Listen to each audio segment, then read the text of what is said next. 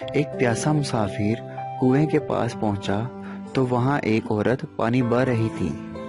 مسافر نے اس سے پوچھا، اے بھلی عورت، تو عورتوں کی مکاری کے بارے میں کیا جانتی ہے؟ یہ سوال سنتے ہی عورت نے چیخنا چلانا شروع کر دیا۔ مسافر گھبرا گیا اور بولا، ایسا کیوں کرتی ہو؟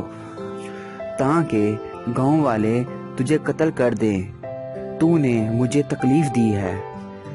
مسافر گھبرا گیا اور ہاتھ جوڑ کر بولا، مجھے معاف کر دو، تم بہت اچھی اور رحم دل اور شریف لگتی ہو۔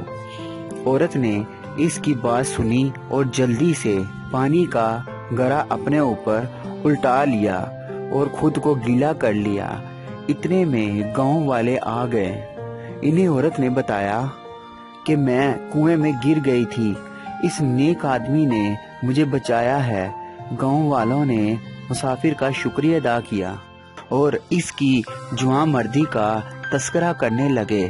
جاتے جاتے اس عورت نے مسافر سے چپکے سے کہا، یاد رکھو، اگر عورت کو تکلیف دو گے تو وہ تمہارا سکھ چین چھین لے گی، اسے خوش رکھو گے تو وہ تمہیں موت کے منہ سے بھی نکال لائے گی۔